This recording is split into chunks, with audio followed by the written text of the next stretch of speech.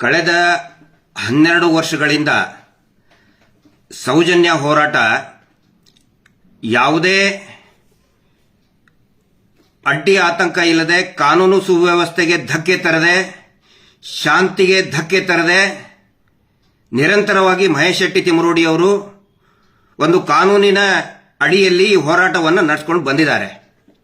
ಆದರೆ ಕಳೆದ ಒಂದು ವಾರದಿಂದ ಆಗ್ತಾ ಇರುವಂತಹ ಬೆಳವಣಿಗೆ ನೋಡಿದರೆ ಇಡೀ ಹೋರಾಟಕ್ಕೆ ಹಿಂದೂ ಮುಸ್ಲಿಂ ಅನ್ನುವಂತಹ ಒಂದು ಬಣ್ಣ ಬೆಳೆದು ಇಡೀ ರಾಜ್ಯದಲ್ಲಿ ದಂಗೆಯನ್ನು ಎಬ್ಬಿಸಿ ಧರ್ಮಸ್ಥಳ ಶ್ರೀ ಕ್ಷೇತ್ರದಲ್ಲಿ ಹಿಂದೂಗಳ ಪವಿತ್ರ ಧರ್ಮಸ್ಥಳ ಶ್ರೀ ಕ್ಷೇತ್ರದಲ್ಲಿ ನಡೆದಂತಹ ನೂರಾರು ಅತ್ಯಾಚಾರ ಕೊಲೆಗಳು ಅದರ ವಿರುದ್ಧ ನಡೀತಾ ಇರುವಂತಹ ಪ್ರತಿಭಟನೆಯನ್ನ ಈ ಕೋಮು ದಂಗೆಗೆ ತಿರುಗಿಸುವಂತಹ ಪ್ರಯತ್ನ ಒಂದು ದೊಡ್ಡ ಷಡ್ಯಂತ್ರ ನಡೀತಾ ಇದೆ.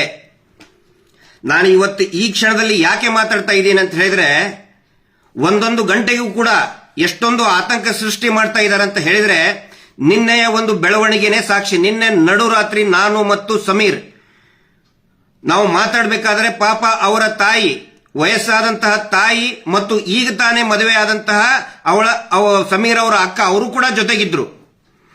ನಿನ್ನೆ ಮಧ್ಯಾಹ್ನದ ಹೊತ್ತಿಗೆ ಪೊಲೀಸರು ಬಂದಾಗ ಅಳತಾ ಬೇಡ್ಕೊಂಡ್ರವರು. ಯಾರು? ಸಮೀರ್ ಅವರ ತಾಯಿ. ನೋಡಿ, ನನ್ನ ಮಗ ಯಾವುದೇ ತಪ್ಪನ್ನ ಮಾಡಿಲ್ಲ, ದಯವಿಟ್ಟು ಅವನನ್ನ ಪೊಲೀಸ್ ಠಾಣೆಗೆ ಕರ್ಕೊಂಡು ಹೋಗೋದು ಅರೆಸ್ಟ್ ಮಾಡಬೇಡಿ, ಹಂಗೇನಾದ್ರೂ ಆದ್ರೆ ನಾನು ಪೊಲೀಸ್ ಸ್ಟೇಷನ್ ಎದುರುಗಡೆನೆ ಬಂದು ಆತ್ಮಹತ್ಯೆ ಮಾಡ್ಕೊಳ್ತೀನಿ, ಅದಕ್ಕೆ ನೀವೇ ಕಾರಣ, ಸರ್ಕಾರನೇ ಕಾರಣ ಅಂತ ಹೇಳಿದ್ದಾರೆ. ಆವಾಗ ಎಲ್ಲರೂ ಕೂಡ ನಾವು ಪೊಲೀಸ್ ಇಲಾಖೆಗೆ, ಹಿರಿಯ ಅಧಿಕಾರಿಗಳಿಗೆ, ಸಂಬಂಧಪಟ್ಟಂತ ಅಧಿಕಾರಿಗಳಿಗೆ ಕನ್ವಿನ್ಸ್ ಮಾಡಿದ್ವಿ. ರಾತ್ರಿವರೆಗೆ ಆಯ್ತು, ರಾತ್ರಿ 11:30ವರೆಗೂ ಕೂಡ ಇದರಲ್ಲೇ ಇದೀವಿ ನಾವು. ಅಲ್ಲಿಂದ ಮತ್ತೆ ನಾವು ಒಂದು ಸೇಫ್ಟಿ ಇರಲಿ ಅಂತ ಹೇಳಿ ನಮ್ಮ ಲಾಯರ್ ಆಫೀಸಿಗೆ ಕರ್ಕೊಂಡು ಬಂದ್ವಿ. ಅಲ್ಲಿ ಅವರು ಕೂಡ ಕಾನೂನಿನ ಬಗ್ಗೆ ಒಂದಿಷ್ಟು ಲೀಗಲ್ ಸೊಲ್ಯೂಷನ್ಸ್ ಏನೇನಿದೆ ಅದು ಕೂಡ ಚರ್ಚೆ ಆಯಿತು. ಅದಾದ ಮೇಲೆ ಅವರ ತಾಯಿಗೆ ತಲೆ ಸುತ್ತಿ ಬಿದ್ರು. 3:30ವರೆಗೆ ಅವರು ಮನೆಗೆ ಹೋಗಿ ಕಳಿಸಿ ಎಲ್ಲರೂ ಅವ್ರವ್ರ ಮನೆಗೆ ಹೋದ್ರು. ಈಗ ಮತ್ತೆ ಬೆಳಗ್ಗೆಯಿಂದ ಒಂದು ಸುದ್ದಿ ಬರ್ತಾ ಇದೆ. ಏನಂತ ಹೇಳಿದ್ರೆ, ಒಂದು ವಾರದ ಮಟ್ಟಿಗಾದರೂ ಸಮೀರ್ ಮತ್ತು ಅವನ ಜೊತೆಗಿರುವಂತಹ ಸೌಜನ್ಯ ಹೋರಾಟಗಾರನ ಒಂದು ವಾರದ ಮಟ್ಟಿಗಾದರೂ ಕೂಡ ಅರೆಸ್ಟ್ ಮಾಡಿ ಜೈಲಿಗೆ ಹಾಕಿ ಅಂತೇಳಿ ಇದೇ ನಕಲಿ ದೇವಮಾನವ ವೀರೇಂದ್ರ ಜೈನ್ ಕೇಂದ್ರ ಸಚಿವರೊಬ್ಬರಿಂದ ಮತ್ತು ರಾಜ್ಯದ ಒಬ್ಬ ಪ್ರಭಾವಿ ಸಚಿವರಿಂದ ಪೊಲೀಸರ ಮೇಲೆ ಒತ್ತಡ ಹಾಕ್ತಾ ಇದ್ದಾರೆ ಅಂತ ಹೇಳಿ ನಮಗೆ ಮಾಹಿತಿ, ಖಚಿತವಾದಂತಹ ಮಾಹಿತಿ ಬರ್ತಾ ಇದೆ. ಇದನ್ನು ನಾನು ಯಾಕೆ ಹೇಳ್ತಾ ಇದ್ದೀನಿ ಅಂತ ಹೇಳಿದ್ರೆ, ಪ್ರತಿಯೊಂದನ್ನು ಕೂಡ ಪಬ್ಲಿಕ್ ಡೊಮೇನ್ ಅಲ್ಲಿ ಇರಲಿ, ಸಾರ್ವಜನಿಕರಿಗೆ ಗೊತ್ತಾಗ್ಲಿ ಏನು ನಡೀತಾ ಇದೆ ಅಂತ ಹೇಳಿ, ಈ ರಾಜ್ಯದಲ್ಲಿ ಈ ವ್ಯವಸ್ಥೆಯಲ್ಲಿ ಏನು ನಡೀತಾ ಇದೆ ಅಂತ ಹೇಳಿ ಗೊತ್ತಾಗ್ಲಿ. ಪದೇ ಪದೇ ಹಿಂದೂ ಮುಸ್ಲಿಂ ಅಂತ ಮಾಡ್ತಾ ಇದ್ರಿ. ಮಹೇಶ್ ಶೆಟ್ಟಿ ತಿಮರೋಡಿ ಅವರು ಇವತ್ತಿಗೂ ಕೂಡ ಅವರು ಯಾವಾಗಿಂತ ಅವ್ರಿಗೆ ಜ್ಞಾನ ಬಂದಿದೆ ಅವತ್ತಿನಿಂದಲೂ ಇವತ್ತಿನವರೆಗೆ ಭಗವದ್ ಧ್ವಜವನ್ನ ಮನೆಯಲ್ಲಿಟ್ಟು ಪೂಜೆ ಮಾಡ್ತಾರೆ. ಬರೀ ಹೆಗಲ ಮೇಲೆ ಹಾಕೊಳ್ಳೋದಲ್ಲ, ಕೇಸರಿಯನ್ನ ಮನೆಯಲ್ಲಿಟ್ಟು ಪೂಜೆ ಮಾಡುವಂತಹ ವ್ಯಕ್ತಿ ಮಹೇಶ್ ಶೆಟ್ಟಿ ತಿಮರೋಡಿ. ಹಿಂದೂ ವಿರೋಧಿನ ಅವರು. ಸಮೀರ್ ಏನಂತ ಮಾತಾಡಿದ್ರು, ಒಂದಿಷ್ಟು ಜನಕ್ಕೆ ಬಿಸ್ಕೆಟ್ ಎಸೆದು ಹಿಂದೂ ಮುಸ್ಲಿಂ ಅಂತ ಮಾಡ್ತಾ ಇದ್ರಿ. ದೇವಸ್ಥಾನ, ಹಿಂದೂ ದೇವಸ್ಥಾನದ ಬಗ್ಗೆ ಮಾತಾಡಿದ ಸಮೀರ್ ಅಂತ ಹೇಳ್ತಾ ಇದ್ರಿ. ಏನ್ ಮಾತಾಡಿದ ಸಮೀರ್? ಹಿಂದೂ ದೇವಸ್ಥಾನ ಹಿಂದೂಗಳದ್ದೇ ಇರಬೇಕು ಅಂತ ಹೇಳಿದ, ಅವನು ಹಿಂದೂಗಳದ್ದು ಅಲ್ಲ ಅಂತ ಹೇಳಿಲ್ಲ. ನಾಚಿಕೆ ಆಗ್ಬೇಕು ನಿಮಗೆ. ಒಂದು ಅತ್ಯಾಚಾರ ಪ್ರಕರಣದಲ್ಲಿ ಒಂದು ಹೆಣ್ಣು ಮಕ್ಕಳಿಗೆ ಧ್ವನಿ ಎತ್ತದ ಇಂತ ಸಮೀರಿನ ಬಗ್ಗೆ ಹಿಂದೂ ಮುಸ್ಲಿಂ ಮಾಡ್ತಾ ಇದ್ದೀರಿ ನೀವು. ಶ್ಯಾಮ ನೀವು. ನಿಮಗೊಂದು ಪ್ರಶ್ನೆ ಕೇಳ್ತೀನಿ, ಒಂದೇ ಒಂದು ಪ್ರಶ್ನೆ. ನಿನ್ನ ಮನೆ ಹೆಣ್ಣು ಮಗಳಿಗೆ, ನಿನ್ನ ಮಗಳೋ ನಿನ್ನ ತಂಗಿನೋ ಹೆಂಡತಿನೋ ತಾಯಿಗೋ ಯಾವನಾದ್ರೂ ಒಬ್ಬ ಕಿರಾತಕ ಹಿಂದೂ ಎತ್ಕೊಂಡು ಹೋಗಿ ಹಾಳು ಮಾಡಿದ್ರೆ, ಆಯ್ತು ಬಿಡಪ್ಪ, ನಾನು ಹಿಂದೂ, ಅವನು ಅತ್ಯಾಚಾರ ಮಾಡಿದವನು ಹಿಂದೂ, ಹೋಗ್ಲಿ ಬಿಡು ಅಂತೇಳಿ ಸುಮ್ಮನೆ ಬಿಡ್ತೀಯ ನಾಲಾಯಕ್? ಒಬ್ಬ ಮುಸಲ್ಮಾನ ಹೆಣ್ಣು ಮಗಳನ್ನ ಒಬ್ಬ ಮುಸಲ್ಮಾನ್ ಕಿರಾತಕ ಎತ್ಕೊಂಡು ಹೋಗಿ ಅತ್ಯಾಚಾರ ಮಾಡಿ ಹಾಳು ಮಾಡಿದ್ರೆ, ಆಯ್ತು ಬಿಡಪ್ಪ, ಮುಸಲ್ಮಾನ್ನೇ ಮಾಡಿದ ಬಿಡು ಅಂತ ಯಾರಾದ್ರೂ ಸುಮ್ಮನೆ ಬಿಡ್ತಾರ? ಕ್ರಿಶ್ಚಿಯನ್ರಿಗೂ ಕೇಳ್ತಾ ಇದ್ದೀನಿ, ಜೈನ್ರಿಗೂ ಕೇಳ್ತಾ ಇದ್ದೀನಿ, ದಯವಿಟ್ಟು ಈ ಸುಳ್ಳು ಸುಳ್ಳು ಪೋಸ್ಟ್ ಹಾಕ್ತಾ ಇರುವಂತಹ, ವಿಷ ಉಗುಳ್ತಾ ಇರುವಂತಹ, ಹಿಂದೂ ಮುಸಲ್ಮಾನ್ ಅಂತ ವಿಷ ಉಗುಳ್ತಾ ಇರುವಂತಹ ಪೋಸ್ಟ್ ಗಳನ್ನ ದಯವಿಟ್ಟು ನಂಬಬೇಡಿ. ಸಮೀರನ್ ಮೇಲೆ ಸೋಮೋಟೋ ಕೇಸ್ ಹಾಕ್ತಿರಲ್ಲ ನೀವು, ಸ್ವಯಂ ಪ್ರೇರಿತ ದಾಖಲೆ, ದೂರು ದಾಖಲೆನ ಮಾಡಿದ್ರಲ್ಲ, 299 ಅರೆಸ್ಟ್ ಮಾಡೋದಕ್ಕೆ ಬರೋದಿಲ್ಲ. ಸುಪ್ರೀಂ ಕೋರ್ಟಿನ ಆದೇಶ ಇದೆ, ಸುಪ್ರೀಂ ಕೋರ್ಟಿನ ಆದೇಶ ಇದೆ. ಆದ್ರೂ ಕೂಡ ನಿನ್ನೆ ಪೊಲೀಸರು ಬಂದು ಅರೆಸ್ಟ್ ಮಾಡಕ್ ಬಂದಿದ್ರಿ. ಈ ಕೋಮು ಗಲಭೆ ಎಬ್ಬಿಸ್ತಾ ಇರುವಂತ ಫೇಕ್ ಅಕೌಂಟ್ ನಲ್ಲಿ ಎಷ್ಟೋ ಜನ ಫೇಕ್ ಅಕೌಂಟ್ ನಲ್ಲಿ ಹಿಂದೂ ಮುಸಲ್ಮಾನ್ ಮಾಡ್ತಾ ಇದಾರಲ್ಲ, ಅವ್ರ ಮೇಲೆ ಯಾಕೆ ಸೋಮೋಟೋ ಕೇಸ್ ಇವತ್ತಿನವರೆಗೂ ರಿಜಿಸ್ಟರ್ ಆಗಲಿಲ್ಲ ಅನ್ನೋ ಪ್ರಶ್ನೆಯನ್ನ ನಾನು ಕೇಳ್ತಾ ಇದ್ದೀನಿ. ಅಂದ್ರೆ ಈ ವೀರೇಂದ್ರ ಜೈನ್ ನಕಲಿ ದೇವಮಾನವ, ಸಿಕ್ಕಾಪಟ್ಟೆ ದುಡ್ಡಿದೆ, ದೇವಸ್ಥಾನವನ್ನ ಕಂಟ್ರೋಲ್ ಮಾಡ್ತಾನೆ. ಅವನ ಹತ್ರ ರಾಷ್ಟ್ರಪತಿಗಳು ಬರ್ತಾರೆ, ಪ್ರಧಾನ ಮಂತ್ರಿಗಳು ಬರ್ತಾರೆ, ಮುಖ್ಯಮಂತ್ರಿಗಳು ಬರ್ತಾರೆ, ಹೋಮ್ ಮಿನಿಸ್ಟರ್ ಬಂದು ಕಾಲ್ ಬಿಡ್ತಾರೆ, ಜಡ್ಜಸ್ಗಳು, ಹೈಕೋರ್ಟ್ ಸುಪ್ರೀಂ ಕೋರ್ಟ್ ಜಡ್ಜಸ್ಗಳು ಬಂದು ಅವ್ನು ಕಾಲ್ ಬಿಡ್ತಾರೆ ಅಂತ ಹೇಳಿದ್ರೆ ಅವನು ಏನ್ ಮಾಡಿದ್ದ ಅದೇ ನಿಜನಾ? ಅವನೇನ್ ಕಾನೂನಿಗಿಂತ ದೊಡ್ಡವನ? ಅವನು ನಕಲಿ ದೇವಮಾನವ ವೀರೇಂದ್ರ ಜೈನ್. ಅವನ ತಮ್ಮ 100 ಕೊಲೆಗಳನ್ನ ಮಾಡಿದ, 100 ಹೆಣ್ಣು ಮಕ್ಕಳನ್ನ ಕೊಂದು ಕೊಲೆ ಮಾಡಿ ನೇತ್ರಾವತಿ ನದಿಯಲ್ಲಿ ಕಾಡಿನಲ್ಲಿ ಬಿಸಾಕಿದ್ದಾನೆ. ಅದರ ಸಾಕ್ಷಿ ನನ್ನ ಹತ್ರ ಇದೆ. ಸುಳ್ಳು ಮಾತಾಡ್ತಾ ಇದ್ರೆ ನನಗೆ ಅರೆಸ್ಟ್ ಮಾಡ್ಕೊಂಡು ಹೋಗ್ಲಿ.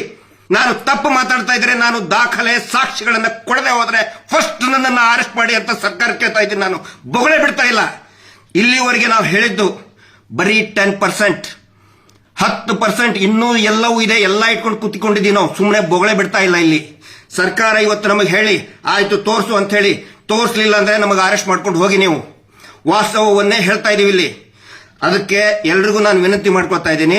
ಸುಮಾರು ಜನ ಕಾಲ್ ಮಾಡ್ತಾ ಇದ್ದಾರೆ, ವಿಶೇಷವಾಗಿ ಯೂಟ್ಯೂಬರ್ಸ್ಗಳು ತುಂಬಾ ಒಂದು ಕಾಳಜಿಯಿಂದ ಒಂದು ಕಾಲ್ ಮಾಡ್ತಾ ಇದ್ದಾರೆ, ಸಿಗ್ತೀವಿ, ಭೇಟಿ ಆಗಬೇಕು ಅಂತ ಹೇಳ್ತಾ ಇದ್ದಾರೆ. ಎಲ್ಲರಿಗೂ ನನಗೆ ಮಾತಾಡಕ್ ಆಗ್ತಾ ಇಲ್ಲ.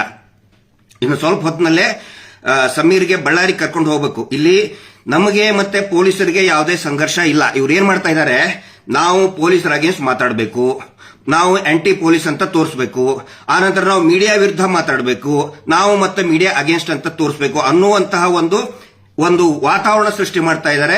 ನಮಗೆ ಪೊಲೀಸರಿಗೆ ಯಾವುದೇ ಸಂಘರ್ಷ ಇಲ್ಲ. ನಮ್ಮ ಹೋರಾಟ ಪೊಲೀಸರ ವಿರುದ್ಧ ಇಲ್ಲ, ಅಥವಾ ಯಾವುದೇ ರಾಜಕೀಯ ಪಕ್ಷದ ಸಿದ್ಧಾಂತದ ವಿರುದ್ಧನೂ ಕೂಡ ಖಂಡಿತ ಇಲ್ಲ, ಮಾಧ್ಯಮಗಳ ವಿರುದ್ಧನೂ ಕೂಡ ಇಲ್ಲ. ಆದರೆ ಅನೇಕ ಜನ ಯೂಟ್ಯೂಬರ್ಸ್ಗಳು ಇವತ್ತು ಈ ಹೋರಾಟದ ಶಕ್ತಿಯಾಗಿ ಮುಂದೆ ನಿಂತ್ಕೊಂಡಿದ್ದಾರೆ. ಅವರೆಲ್ಲರಿಗೂ ನಾನು ಹೇಳ್ತಾ ಇದ್ದೀನಿ, ದಯವಿಟ್ಟು ಇನ್ನೂ ಹೆಚ್ಚಾಗಿ ಮಾತಾಡಿ, ಮತ್ತು ಪ್ರತಿಯೊಬ್ಬ ಜನಸಾಮಾನ್ಯನು ಕೂಡ ಮಾತಾಡಿ. ಇದು ಬರೀ ನಮ್ಮ ಪ್ರತಿಷ್ಠೆ ಅಲ್ಲ, ನಾವೇ ಮಾತಾಡ್ಬೇಕಂತಿಲ್ಲ, ನಾವೇ ಮಾತಾಡ್ತಾ ಇದೀವಿ. ದಯವಿಟ್ಟು ಇನ್ನು ಮೇಲೆ ಪ್ರತಿಯೊಬ್ಬ ಜನಸಾಮಾನ್ಯನು ಕೂಡ ಪ್ರಶ್ನೆ ಕೇಳಿ, ಈ ವ್ಯವಸ್ಥೆಗೆ ಕೇಳಿ. ಸಮೀರ್ ಮೇಲೆ ಸೆಕ್ಷನ್ 299 BNS ಅರೆಸ್ಟ್ ಮಾಡೋ ಹಂಗೆ ಇಲ್ಲ, ಆದರೂ ಕೂಡ ಬಂದ್ ಹೋಗಿ ಅಂತ ಇದ್ದಾರೆ. ನಾವು ಹೋಗ್ತೇವೆ. ಪೊಲೀಸರಿಗೆ ನಾನು ಮಾತು ಕೊಟ್ಟಿದ್ದೀನಿ, ಸಮೀರನ್ನು ನಾನು ಕರ್ಕೊಂಡು ಬಂದೇ ಬರ್ತೀನಿ. ಮತ್ತೆ ಪೊಲೀಸರು ಕೂಡ ತುಂಬಾ ಚೆನ್ನಾಗಿ ಸ್ಪಂದನೆ ಮಾಡಿದ್ದಾರೆ.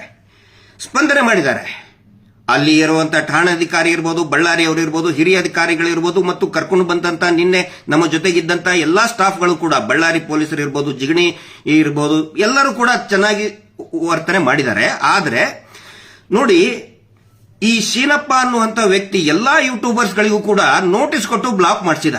ಅದೇ ಶೀನಪ್ಪನ ವಿರುದ್ಧ 10 ವರ್ಷದವರೆಗೆ ಶಿಕ್ಷೆ ಆಗುವಂತಹ ಸುಗ್ರೀವಾಜ್ಞೆ ಇದ್ರೂ ಕೂಡ ಯಾಕೆ ಅರೆಸ್ಟ್ ಮಾಡ್ತಾ ಇಲ್ಲ?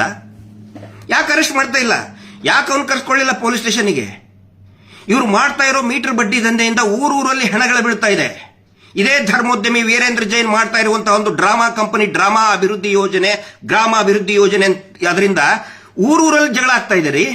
ಆತ್ಮಹತ್ಯೆ ಆಗಿದೆ. ಇಲ್ಲೇ ಚಿಕ್ಕಬಳ್ಳಾಪುರದಲ್ಲಿ ಒಬ್ಬ 2 ವರ್ಷದ ನವ ವಿವಾಹಿತೆ ಅರ್ಪಿತಾ ಅನ್ನೋಂಥವ್ರು ಊರಲ್ಲಿ ಹಾಕೊಂಡಿದ್ದಾರೆ. ಫೋಟೋ ಕೂಡ ಕಳಿಸಿದೀವಿ ನಾವು. ಯಾಕೆ ಅರೆಸ್ಟ್ ಮಾಡ್ತಾ ಇಲ್ಲ ಅವನ್ನ? ಯಾಕೆ ತನಿಖೆ ಆಗ್ತಾ ಇಲ್ಲ? ಕಾನೂನಿಗಿಂತ ದೊಡ್ಡವನ? ಸಂವಿಧಾನಕ್ಕಿಂತ ದೊಡ್ಡವರಾದ್ರೆ ಎಲ್ಲಾದ್ರು? ಇದನ್ನ ನಾನು ಕೇಳ್ತಾ ಇದ್ದೀನಿ. ಪಾಪ ಸಮೀರ್ ಒಂದು ನ್ಯಾಯದ ಆಗ್ರಹ ಮಾಡಿದ್ದಕ್ಕೆ ಅವನ ಮೇಲೆ ಸೋಮೋಟೋ ಅಂದ್ರೆ ಸ್ವಯಂ ಪ್ರೇರಿತ ದೂರು ದಾಖಲು ಮಾಡಿದ್ರಿ. ಸುಗ್ರೀವಾಜ್ಞೆಯಲ್ಲಿ 11-12 ಜನ ಹೆಣ್ಮಕ್ಳು ಕಂಪ್ಲೇಂಟ್ ಕೊಟ್ಟರು. ಆ ಚೀನಪ್ಪನ ಮೇಲೆ, ಅನಿಲ್ ಕುಮಾರ್ ಮೇಲೆ, ಮೀಟರ್ ಬಡ್ಡಿ ದಂಧೆ ಮಾಡ್ತಿರುವಂತ ಅನಿಲ್ ಕುಮಾರ್ ಮೇಲೆ ಯಾಕೆ ಅರೆಸ್ಟ್ ಮಾಡಿಲ್ಲ? ಆ ಪ್ರಶ್ನೆ ನಾವು ಕೇಳ್ತಾ ಇದ್ದೀವಿ. ದಯವಿಟ್ಟು ಎಲ್ರಿಗೂ ಒಂದು ವಿನಂತಿ ಮಾಡ್ತಾ ಇದ್ದೀನಿ. ಇವತ್ತು ಸಾಯಂಕಾಲದವರೆಗೆ ಏನಾಗುತ್ತೋ ಅನ್ನೋದು ಗೊತ್ತಿಲ್ಲ. ಈಗ 1 ಗಂಟೆಯಲ್ಲಿ ಸಮೀರ್ ಅವ್ರನ್ನ ನಾನು ಕರ್ಕೊಂಡು ಹೋಗ್ತಾ ಇದ್ದೀನಿ. ಏನೇನು ಪ್ರಿಕಾಷನ್ ತಗೋಬೇಕು ಅದೆಲ್ಲಾ ಪ್ರಿಕಾಷನ್ಗಳನ್ನ, ಕಾನೂನಿನ ಪ್ರಿಕಾಷನ್ಗಳನ್ನ ನಾವು ತಗೊಳ್ತೀವಿ. ಓಡಿ ಹೋಗುವಂತದ್ದೇನಿಲ್ಲ ಇಲ್ಲಿ. ನಾನು ಯಾಕೆ ಇಷ್ಟೊಂದು ಇದು ಮಾಡ್ತಾ ಇದ್ದೀನಿ ಅಂದ್ರೆ, ನಾನು ವೈಯಕ್ತಿಕವಾಗಿ ಮತ್ತು ಈ ಹೋರಾಟಗಾರರು ಜೈಲಿಗೆ ಹೋಗೋದಕ್ಕೆ ನಾವು ಹೆದರ್ಕೊಂಡಿಲ್ಲ. ಪಾಪ ಆ ಹುಡುಗ ಈಗ ಇನ್ನು 20-21 ವರ್ಷ. ಅವ್ರ ತಾಯಿನೂ ಕೂಡ ಬಹಳ ವೆರಿ ಸಿಂಪಲ್ ಫ್ಯಾಮಿಲಿ. ಅದು ಹಿಂದೂ ಧರ್ಮದ ಬಗ್ಗೆನೂ ಗೌರವ ಇದೆ, ಇಸ್ಲಾಂ ಧರ್ಮದ ಬಗ್ಗೆನೂ ಆ ವ್ಯಕ್ತಿಗೆ ಗೌರವ ಇದೆ, ಕ್ರಿಶ್ಚಿಯನ್ ಧರ್ಮದ ಬಗ್ಗೆನೂ ಗೌರವ ಇದೆ ಆ ವ್ಯಕ್ತಿಗೆ. ಅವನು ಒಬ್ಬ ಭಾರತೀಯಾಗಿ ಕೆಲಸ ಮಾಡ್ತಾ ಇದ್ದಾನೆ, ಒಬ್ಬ ಕನ್ನಡಿಗಾಗಿ ಮಾಡ್ತಾ ಇದ್ದಾನೆ. ಪಾಪ ಅಂತ ಹುಡುಗನ್ನ ಜೈಲಿಗೆ ಹಾಕಬೇಕು ಅಂತ ಹೇಳಿ, ಜೈಲಿಗೆ ಹಾಕಲೇಬೇಕು ಅಂತ ಹೇಳಿ ಈ ನಕಲಿ ದೇವಮಾನವ ಸರ್ಕಾರದಿಂದ ಒತ್ತಡ ತರ್ತಾ ಇದ್ದಾನೆ. ಹಿಂಗಾಗಿ ಈ ವಿಷಯವನ್ನ ನಾನು ಸಾರ್ವಜನಿಕರ ಗಮನಕ್ಕೆ ತರ್ತಾ ಇದ್ದೀನಿ. ನಾವು ಯಾರು ಎಲ್ಲಿ ಓಡ್ ಹೋಗಲ್ಲ. ಸಮೀರ್ ಆಗ್ಲಿ ನಾವಾಗ್ಲಿ ಯಾರು ಕೂಡ ಎಲ್ಲಿ ಓಡಿ ಹೋಗಲ್ಲ, ಪೊಲೀಸರ ಮುಂದೆ ಹಾಜರಾಗ್ತೀವಿ. ಏನಾದರೂ ವ್ಯತ್ಯಾಸ ಆದರೆ ಈ ಸರ್ಕಾರನೇ ಹೊಣೆ ಆಗುತ್ತೆ. ಆಸ್ ಇಟ್ ಈಸ್ ನಾನು ಹೇಳ್ತಾ ಇದ್ದೀನಿ. ಒನ್ಸ್ ಅಗೇನ್ ನಾನು ಪ್ರಶ್ನೆ ಕೇಳ್ತಾ ಇದ್ದೀನಿ, ಹಿಂದೂ ಮುಸ್ಲಿಂ ಮತ್ತೆ ಸುಳ್ಳು ಹೇಳಿ ಫೇಕ್ ಅಲ್ಲಿ ಮಾತಾಡ್ತಾ ಇವನು ಹಾಕಿರೋ ಬಿಸ್ಕೆಟ್ ತಿಂದು ಮಾತಾಡ್ತಾ ಇದ್ದೀರಲ್ಲ, ಒನ್ಸ್ ಅಗೇನ್ ನೀವೇ ಉತ್ತರ ಕೊಡಿ. ನಿಮ್ಮ ಮನೆ ಹೆಣ್ಮಕ್ಳಿಗೆ ಮೊದಲು ಉತ್ತರ ಕೊಟ್ಟು ಆಮೇಲೆ ಹಿಂದೂ ಮುಸ್ಲಿಂ ಮಾತಾಡಿ. ಲಾಸ್ಟ್ ಕೊನೆಗೆ ಐ ರಿಪೀಟ್, ನಿನ್ನ ಮನೆ ಹೆಣ್ಮಗಳನ್ನ ಒಬ್ಬ ಹಿಂದೂ ಎತ್ಕೊಂಡು ಹೋಗಿ ಹಾಳು ಮಾಡಿದ್ರೆ ಆಯ್ತಪ್ಪ ಹಿಂದೂನೇ ಮಾಡಿದ ಅಂತ ಸುಮ್ಮನೆ ಇರ್ತೀಯ ಮಗನೇ? ಉತ್ತರ ಕೊಡು ಲೋಫರ್. Justice for Soujanya.